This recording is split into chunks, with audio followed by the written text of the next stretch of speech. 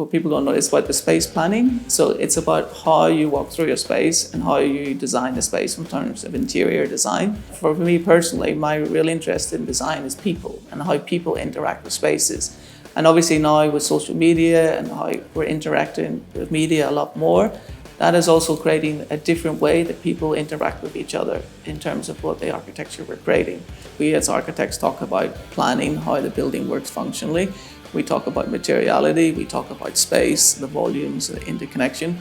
But what is really important is that all this stuff comes together to create experience.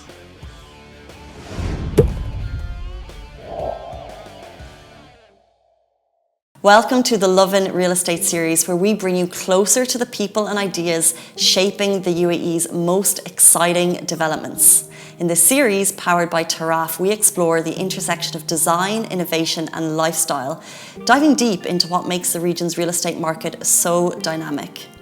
In this episode, we're joined by a visionary in the world of architecture, Michael Magill, global creative design lead at RSP Architects and the mastermind behind one of Dubai's most iconic branded residences, the Karl Lagerfeld Villas by Taraf. From the philosophy behind timeless design to how architecture can influence market trends and even the way people live, Michael shares powerful insights into what it means to design not just for beauty, but also for purpose and identity. Michael, welcome. Hi, thank you very much for having me. It's a pleasure. We're excited to have the conversation. You've been working on big projects around the world. So what sets designing in Dubai apart from other global cities? I think that the real difference in Dubai is that your access to creativity, that people here are willing to challenge you in terms of what you can actually achieve in a creative way. And working with like very large brands like the Lagerfeld is just really exciting, because here you can really immerse yourself in what that brand is and then what it means to be having that brand in the Middle East and in Dubai. So it makes it a very creative process. I'm glad you mentioned brands such as Karl Lagerfeld. Branded residences are so popular recently, especially in Dubai. So in simple terms, what makes them different from a regular luxury home? Yeah, I think what's different with the branded residence is you buy into a part of the story of the brand, and that's what we really enjoy doing. Is you understand the brand and you want to give part of that brand to people so they can immerse themselves in the brand. Like example, Karl Lagerfeld, he's one of the most famous fashion designers in the world, and we went through his life and studied him deeply as an individual and what he liked to design and his essence of his approach to design.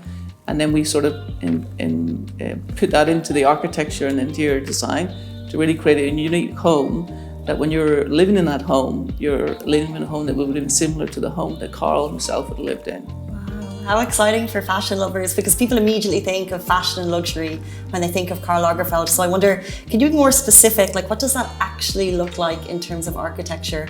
What can people look forward to in terms of a Karl Lagerfeld home? So in the start of the creative process, we went to Paris and to meet the creative team who look after the Lagerfeld, and we actually started the whole process in his home. So he has a maison in the center of Paris, a really beautiful chateau house on a private courtyard, and this is where he lived for the last 25 years. And you know, it was through our experience of his home that we then were to understand the things that he liked in terms of purity and design. He was a big fan of 18th century architecture, which forms a very pure symmetry setting out of spaces. So again, in terms of our approach to the building, again in his house, the front door was very large and impactful. The ironmongery, you know, we take that inspiration, so we have that arrival experience similar to his house in Paris. And then the layout of the planning of the house is all set out as very pure forms, symmetry, axial, again because of his love of 18th century architecture, then informed our planning and how you transition through the spaces in the house. So interesting. He was also a cat lover. Are there any references to cats in the homes? Yes, of course. He was a cat lover, and in the whole branding and positioning, we always had a little cat in all our drawings, and we thought that was a nice homage to that element. But yeah, so it was like you know, another big thing that he had was the catwalk. So if you know any of Karl's shows, he was famous for these amazing fashion shows. And then again, that was another element of the design. So right through the center of the house and through the master plan itself, we integrated the catwalk.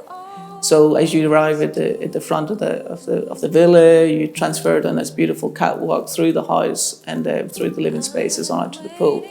And again, it was a celebration of that catwalk idea that he so loved, that you can actually experience in the final design.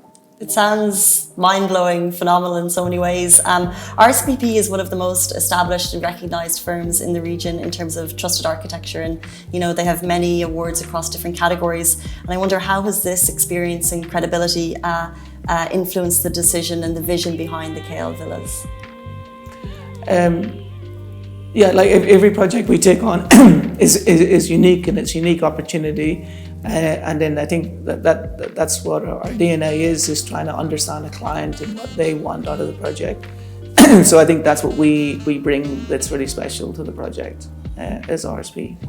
And you particularly, what is your overall design philosophy, and how do you kind of, I guess, go about choosing layouts, materials and colours for different designs? Yeah, so I always approach it like we don't design buildings, and we design experiences. So we want to look at what people experience when they walk into a space, when, the size of a space, the materiality of the space, the noise in the space, the way the wind goes through a water feature, the way the wind goes through trees. These are all elements that actually enhance and create the experience of architecture. So these are the elements that we're very passionate about, and that's what really drives our design and ends up creating very unique experiences and designs, just not a building. Interesting. And in terms of design trends, do you think trends shape your choices in any way? Obviously, as designers, we're influenced every day. So, all the world's best architecture is actually a homage to that time and place in society and in time. So anything that we are creating today, we are influenced by society, by social media, by how people interact. And like for me personally, my real interest in design is people and how people interact with spaces. And obviously now with social media and how we're interacting with media a lot more, that is also creating a different way that people interact with each other in terms of what the architecture we're creating. So yeah, so for me, it's about people, and then it's about what's happening in society now that then defines how we design our buildings. So in a way, you mentioned social media, how would that influence a design? So the way that social media has really driven our projects is we call them the Instagrammable moments of the project. So we actually, when we're developing a project, we actually create many signature moments to the project, which then people would then go and then relate to that moment with the building and the architecture and the interior design. So that, maybe in 20 years you wouldn't have thought of having Instagrammable moments, but we would actually actively design them into our projects now. So it's basically, again, but that's people being interconnecting with the architecture, because people want to perceive the architecture in that way, a two-dimensional image. So, we didn't respond to that maybe 20 years ago, but now that's something that we would respond to. You mentioned people and a feeling, and I just wonder, in your experience, how can great design actually affect how we feel in a space and how we use a space? Well, I think it depends on the building itself, or what you're trying to create, whether you're trying to create a religious experience or you're trying to create a nightclub experience with energy and activity.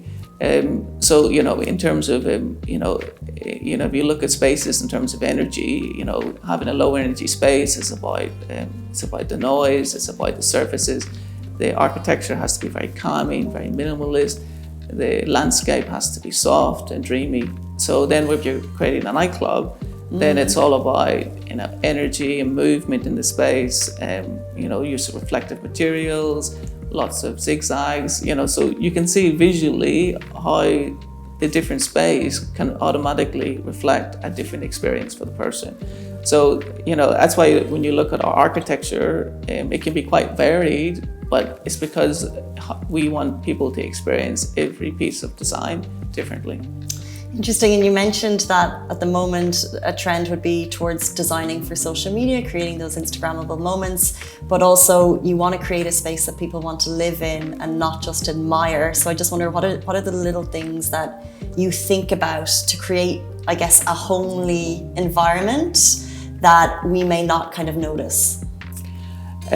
For me, it's a lot, like what people don't know is about the space planning. So it's about how you walk through your space and how you design the space in terms of interior design. And the feeling of materials is very important. So like, for example, in somewhere like UAE, people were in their bare feet a lot. So, it's a very hot climate. So we look at, how you touch surfaces, and in that sort of climate is very different if you lived in somewhere like Ireland, which is very cold. Again, how we would design and look at materiality would be very different in that environment because it's a lot warmer. So yeah, so I think for us, it's it's about those little details that people don't realize, but they just come to know that it's a great space, but they don't know why. If someone is touring a KL villa for the first time, what's one space or feature that you'd hope we would really pay attention to? Well, there's a couple. I think a couple of the things Karl Lagerfeld had a real, in all his houses, he had a real love of the staircase. And he done lots of his photo shoots on his staircases, where you have these beautiful gowns and ladies walking down the staircase. So in the Lagerfeld Villas, we have this beautiful spiral staircase which drops into the living, dining spaces. And it becomes real, this beautiful sculpted moment in the house. And for me, that's like a visually stunning element. But another thing in terms of how you use the building and how Karl used his homes, he was so passionate about books. He had thousands and thousands of books. So in the villa, we have a library come study. And we have this beautiful library, which then looks out to this private courtyard. And from inside the house, you can see glimpses through to this study, and all the walls is just books. And that is a very Karl moment with a study desk in the middle. So you're surrounded by literature. So amazing to have that vision from early on. In your opinion, how important is the role of thoughtful architectural design in creating authentic living experiences and building, I guess, long-term loyalty when choosing a real estate property? It is very important, and I think for people, it's the whole experience. Like we as architects talk about planning, how the building works functionally.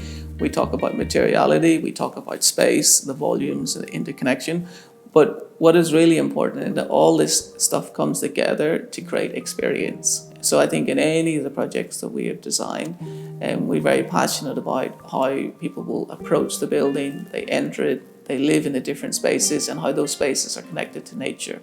A building is a filter to nature. So, in all our designs, it's about how we can expand just that house to a bigger experience. And for us, nature and that interconnection with nature is really important. Can you speak more on the connection to nature, in terms of the KL Villas? So in the KL Villas, obviously we were inspired by the maison. So the front of the villa is very stone, and it's very straight and symmetrical and pure. And then as you transfer through the catwalk of the front door, through the central space, and the whole villa opens up to glass and frames nature with the pool and the parks and the landscape outside. So there's this beautiful tradition from solid, pure maison Paris through to this beautiful, what we would call a mirage to the Middle East and the lifestyle of nature here. So we often hear design tells a story, and we wonder, what story were you trying to tell with the Karl Lagerfeld Villas, and how does that tie back to Karl's legacy and also to Taraf's vision?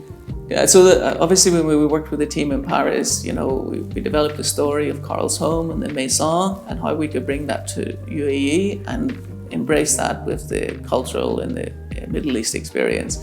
So I think, that was the big idea that drove the design.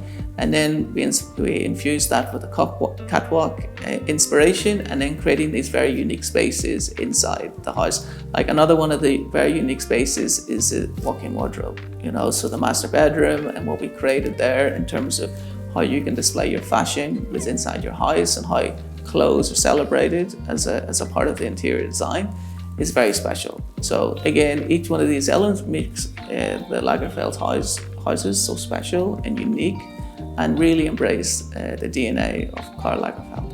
How did we get to the end of this interview and not discuss the walk-in wardrobe in more detail? I had to drop it in at the end. Can you please give us a tiny little snippet of information as to the vision behind the walk-in closets in the Karl Lagerfeld Villas?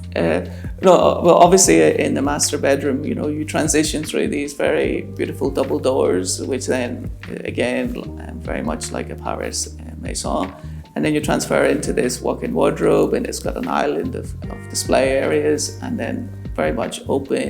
You see the clothes, and then you transition again through into a master bathroom, which is very solid in stone, but pure in its composition, with natural light flooding in from the right-hand side. So it's actually a very special sequence of spaces that we've created, and you have to come and see it when it gets built, and you can really enjoy the beauty. Thank you, Michael, for offering such a thoughtful perspective on the role of design in real estate, especially in the evolving world of branded residences. It's clear that when design is done right, it's much more than impress. It transforms how people live, interact, and connect with their surroundings. The Karl Lagerfeld Villas by Taraf are a testament to how luxury, functionality, and identity can seamlessly blend into iconic spaces that shape lives and communities. Thank you for tuning in, and make sure to join us next time for more insightful conversations on real estate, lifestyle, and everything in between. See you in the next episode of Lovin Real Estate.